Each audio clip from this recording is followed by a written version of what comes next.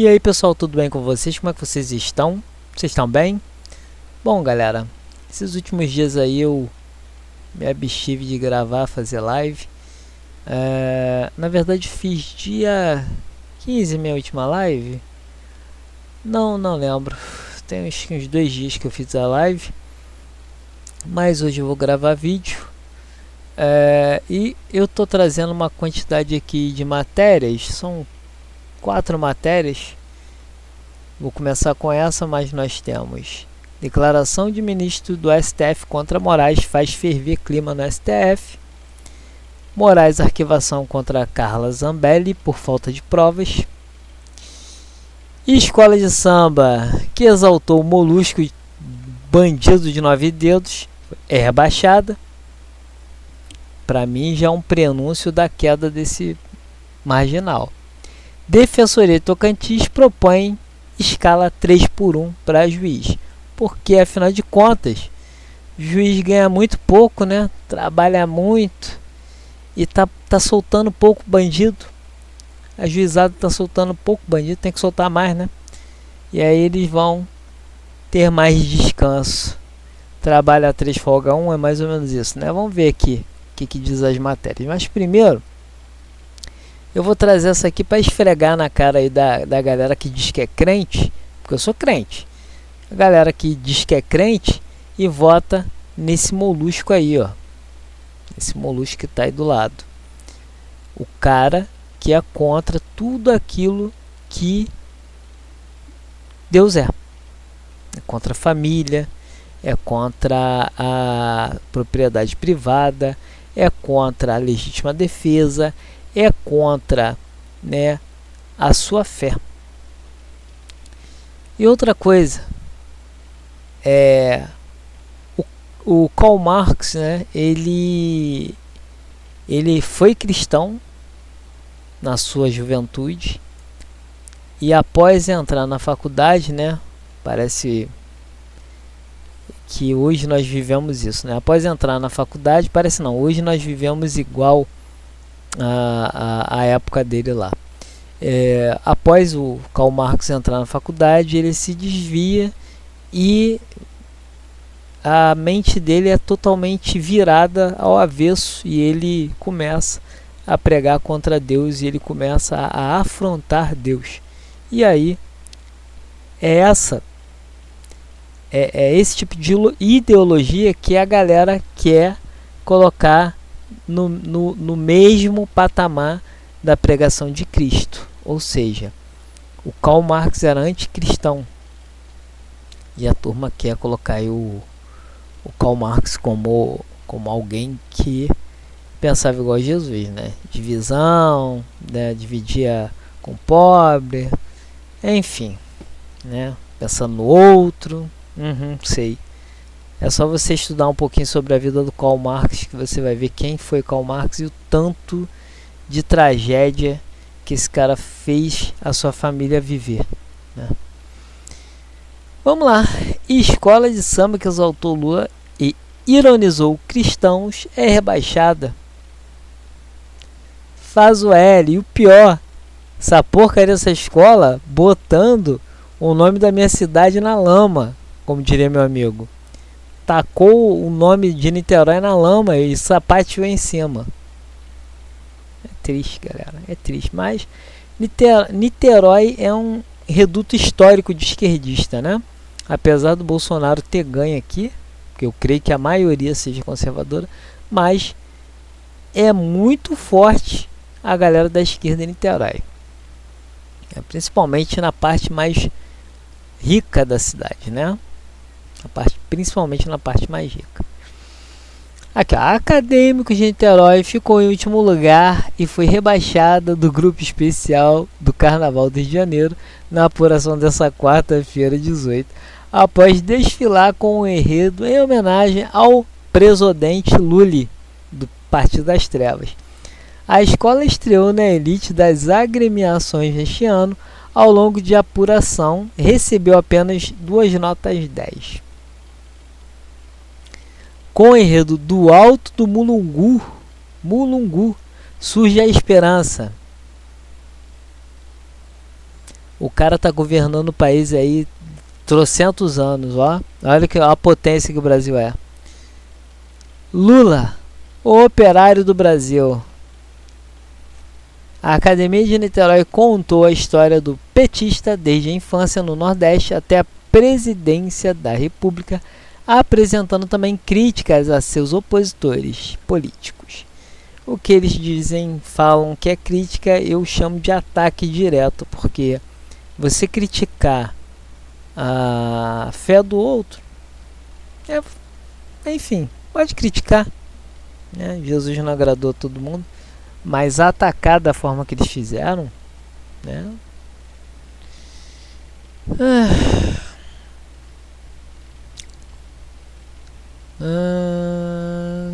Críticas sobre opositores políticos. A comissão de frente levou para Sapucaí uma apresentação da rampa do Palácio Planalto, atacando o ex-presidente Michel Temer e principalmente o ex-presidente Jair Bolsonaro, que foi retratado como o palhaço Bozo em diferentes situações do desfile. Além da exaltação a Lula, o desfile também incluiu alas com críticas e ironias a grupos conservadores, incluindo cristãos, evangélicos, né? A ala de número 22 foi chamada de neoconservadores em conserva e apresentou fantasias em formato de lata e incluiu personagens como fazendeiro, mulher rica, defensores da ditadura militar e evangélicos e uma sátira ao conservadorismo. Outra ala foi a Patriotas da América, descrita pela escola como uma crítica ao que chamou de postura intervencionista do ex-deputado Eduardo Bolsonaro junto ao governo de Donald Trump. Ou seja, os caras atacaram, né, os cristãos, atacaram o povo conservador, né, e tomaram bem na cabeça e foram direto para a vala. Eu acho que eles acharam que a lacração ia ser recompensada, só que não foi dessa vez, né? Então, juntamente com o bandido de Garanhuns, eles foram de ralo, né? E aí levaram o nome da minha cidade aqui pro esgoto da história. Em contrapartida, né, Viradouro ganhou. Eu não sei qual samba que eles usaram, tal, não acompanho, né? E eu só trouxe isso aqui porque aquele negócio. Zombaram de cristãos, zombaram da família tradicional, né? Enfim, é uma turma que não tem nada de Deus, né? Você que é cristão e é esquerdista, repense aí na sua caminhada com Deus, porque algo certo, algo errado não está certo. Outra coisa, eu vi eles fizeram uma alusão lá dizendo que a esquerda de Deus, biblicamente falando, né? Quem está à esquerda de Deus, biblicamente falando, são os bodes. No grande dia, Deus vai separar as ovelhas à sua direita e os bodes à sua esquerda. Briga com a Bíblia, irmão. Então, essa é uma. Aí nós temos aqui, ó, Xandão, não para não. Careca nervosa. Declaração de ministro do STF contra Moraes faz ferver o clima no STF. O clima do Supremo Tribunal Federal nunca esteve tão tenso. Pela primeira vez, o ministro Alexandre Oglande, o homem que tudo vê, é igual o faraó, o nosso faraó brasileiro, né? Ele está incontrolável, o STF está incontrolável, todos eles. Eles não param, mas o Xandão está 220. Pela primeira vez, o ministro Alexandre de Moraes é acusado por outro ministro de cometer atos ilícitos. Ora, hein? Briguem, miseráveis, briguem, porque nessa eu torço pela rinha de togados. Ó, esses fatos foram retratados em uma reportagem do jornalista Igor Gadelha, que ouviu as declarações desse ministro, cujo nome não foi revelado. A matéria diz o seguinte: a decisão do ministro Alexandre de Moraes de investigar o vazamento de dados fiscais de integrantes do STF e de seus familiares azedou de vez o clima na corte, que já vinha muito ruim nas últimas semanas em razão do caso Master. Na avaliação de um influente ministro ouvido pela coluna, a ordem de Moraes seria ilícita. Mas será que eles vão dar o braço a torcer nessa ilicitude? A avaliação desse magistrado é que somente o presidente do STF, que cansaço, do STF, Edson Fraquinho, como diria o Luiz, poderia ter feito essa solicitação diretamente à Receita. Somente o presidente do STF. E a próxima, né, eu estava ouvindo, se eu não me engano, foi Alexandre Garcia comentar, que quem é o próximo presidente do STF vai ser o Alexandre de Moraes. Se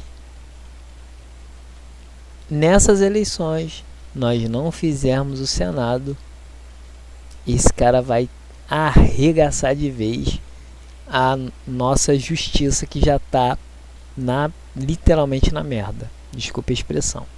Então nós temos que fazer o Senado, fazer o Congresso e, se possível, né, mais importante, quer dizer, tão importante quanto os outros poderes, é nós colocarmos aí o Flávio, que vai vir. Então colocamos o Flávio de primeira. Acabar com a ideia, com a sanha desse molusco de 9 dedos, que está se achando rei, né? E aí, vamos lá, esse ministro reclamou ainda do fato de Moraes não ter avisado os demais integrantes da corte sobre a diligência. Houve ainda crítica ao fato de Moraes ter tomado as decisões no âmbito do inquérito das fake news que tramita em sigilo, ou seja, aquele inquérito de 2019 que nunca mais acabou, né? Se esse cara entra na presidência, não acaba mais nunca, né? Aí vão ser o quê? Quase 10 anos de inquérito, e aí nós vamos chegar aos 10 anos de inquérito. Alguns colegas com quem falei não foram avisados dessa diligência ilícita. Não creio que ninguém tenha receio, mas essa diligência no bojo do inquérito das fake news é um absurdo. O que ele, Moraes, quer com isso? Só falta ele estar grampeando os ministros do STF, afirmou sob reserva o ministro do Supremo. Ou seja, eles estão brigando lá. Não falaram quem é a fonte. Provavelmente é um ministro de outra parte da justiça. De repente não seja um ministro do Supremo em si, né? Porque existem outros ministros lá. Do STJ, não sei. Ele fala do Supremo, mas será que foi um ministro do Supremo mesmo? Enfim, é porque hoje em dia está difícil jornalista ter credibilidade, né? Convenhamos. Aí nós temos essa outra matéria aqui. Moraes arquivação contra Zambelli por falta de provas. E aí, galera, olha só. Essa primeira matéria está lá no site do Pleno News, tá? Carinhosamente chamada por mim aqui de Pleno Nilson. Aí nós temos essa aqui no Jornal da Cidade Online, declaração do ministro contra Moraes. E os links vão ficar aí na descrição. Essa aqui também está no Pleno Nilson, né? Moraes arquivação contra Carla Zambelli por falta de provas.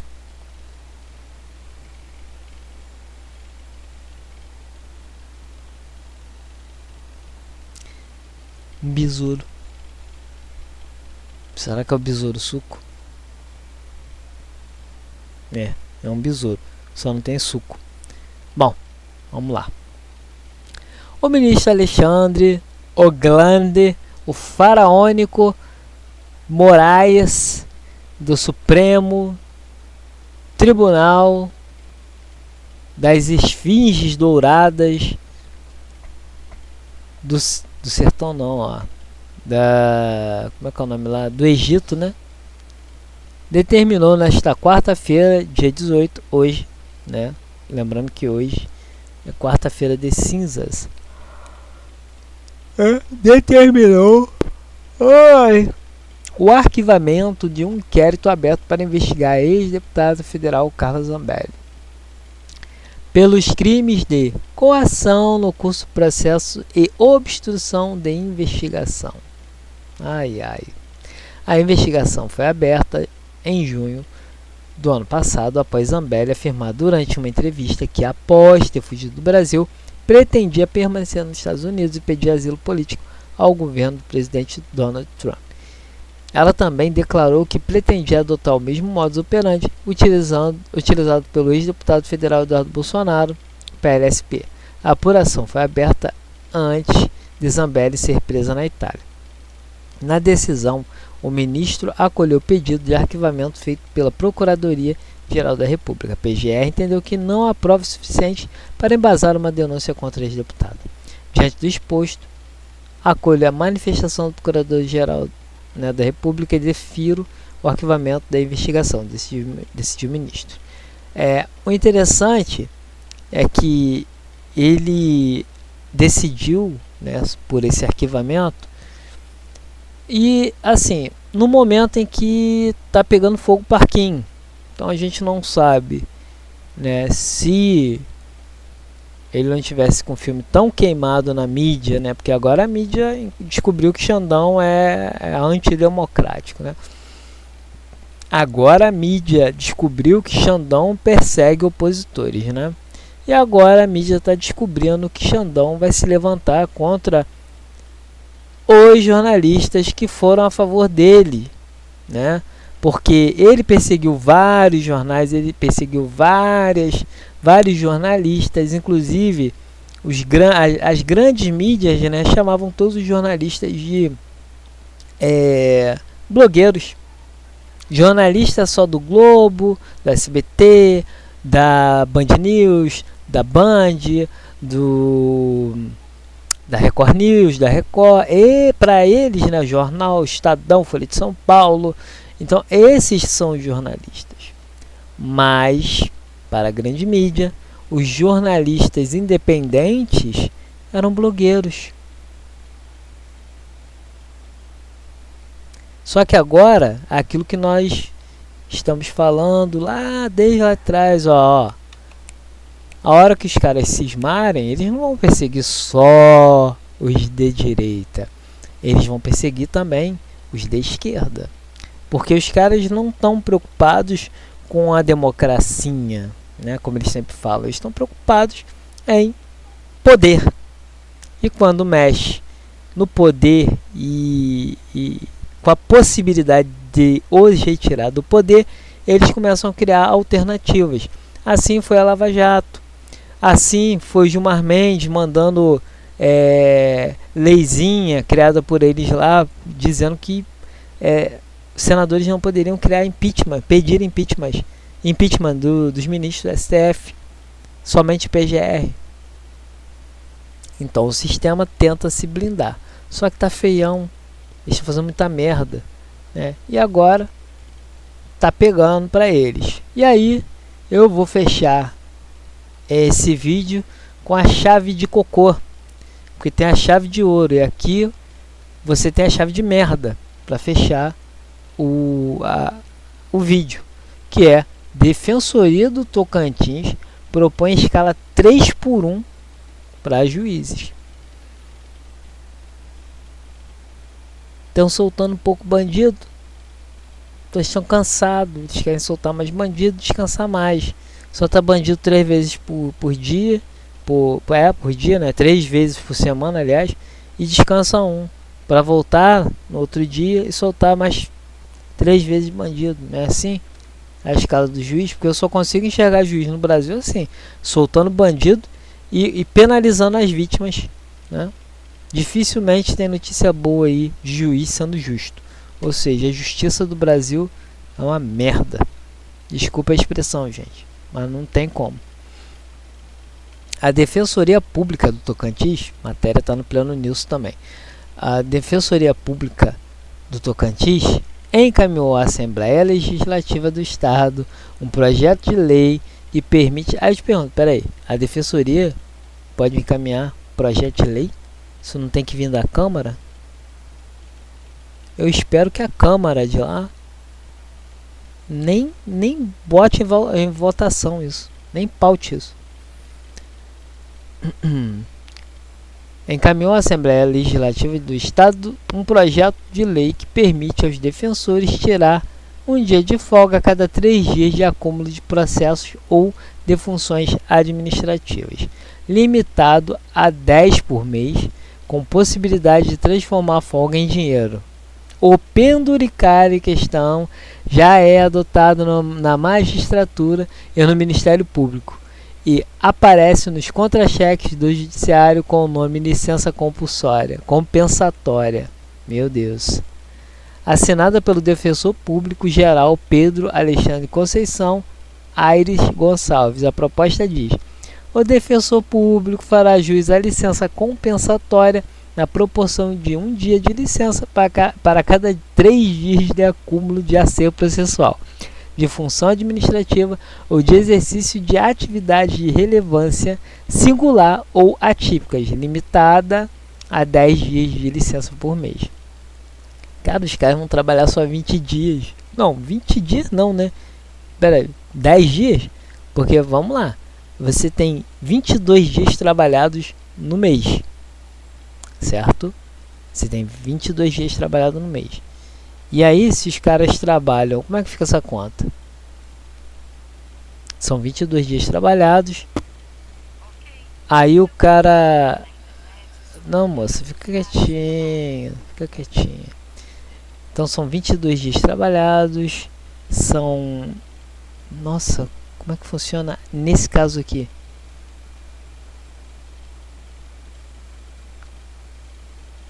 Gente, os caras vão trabalhar 10 dias.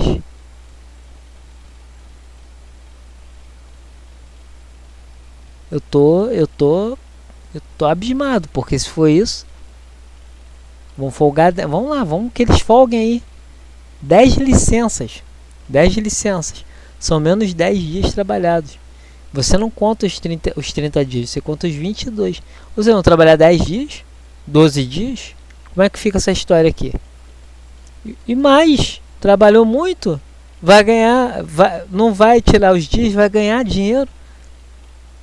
Quem paga, galera, somos nós. É mais imposto aí no teu, né, na tuas costinhas para bancar isso aqui. Aí aqui ele diz, ó, em dezembro os defensores Tocantins tiveram média salarial 30 mil reais. 30 conto para um país que o salário mínimo é de 1.600. O cara tira 30 conto. Caso seja aprovado, o projeto também cria 4 cargos de defensor público de classe 1 e 16 cargos comissionados de assessor técnico de defensor público. Atualmente, Tocantins conta com 103 defensores públicos e poderá chegar a 107 caso o projeto seja aprovado na Assembleia Legislativa. Para o defensor geral, a proposta é uma adequação administrativa e equiparação ao regime já adotado no nosso Tribunal de Justiça e Ministério Público. Sob a licença compensatória, é uma equiparação ao que já se aplica a outros órgãos. É importante saber que se destina a situações excepcionais, como atividades atípicas e extraordinárias, que extrapolam as atribuições ordinárias de um defensor ou de uma defensora ou defensor, como atuações administrativas, participação em conselhos, serviços itinerantes e em mutirões. Porque trabalho muito, tadinho. Que pena do defensor público, gente. Que pena. Que peninha. Argumenta o chefe da Defensoria de Tocantins, responsável por prestar atendimento à população do Estado com renda de até 2 salários e meio, né, do salário mínimo e meio, em todas as localidades do Estado. Para manter isso, precisamos nos adequar constantemente aos incrementos do Poder Judiciário, prega Pedro Alexandre Conceição Aires Gonçalves, que está no órgão desde 2013. Pelo texto, quando um defensor substitui outro que esteja de férias, licenciado ou afastado, continuará exercendo suas próprias funções e ainda assumirá a atribuição dos colegas. Isso acontece na iniciativa privada, porque na pública não tem que ser diferente. É muito, né? É muito mole, né?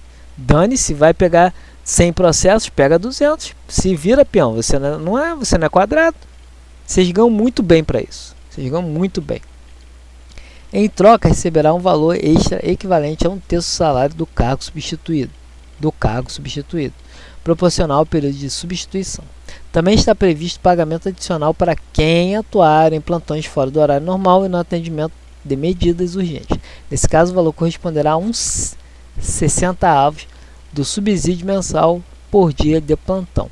O auxílio alimentação também será alterado e passará a ser pago em dinheiro aos integrantes da Defensoria Pública Tocantins, com caráter indenizatório, ou seja, não entraria como parte do salário nem seria incorporada a remuneração para outros cálculos, ficando isento de imposto. A tramitação da proposta depende da análise e votação da Assembleia. Se aprovado, parte da medida terá efeito imediato, enquanto a criação de novos cargos deverá ser implementada em 120 dias.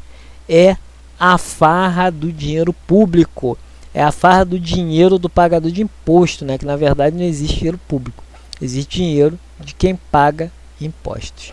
E é isso, galera. Essas são as matérias, esses são os vídeos. Então, esse é o vídeo, né? Então, por favor, quando você for votar, pense nisso. Pense aonde eles vão aplicar o seu suado dinheirinho. Vai fazer o L? Vai se lascar. E aí vai me lascar junto. Por favor, hein? A granada está na tua mão. Se você dormir com ela, entendeu? Você vai se explodir e me explodir. Como diria lá o personagem do Wagner Moura no Tropa de Elite. Foi o melhor filme do Brasil. Enfim. Menos o Wagner Moura, né? Que é um pastel. Então é isso, galera. Fiquem todos com Deus. Não se esqueça de curtir, comentar, se inscrever, compartilhar, apoiar o canal.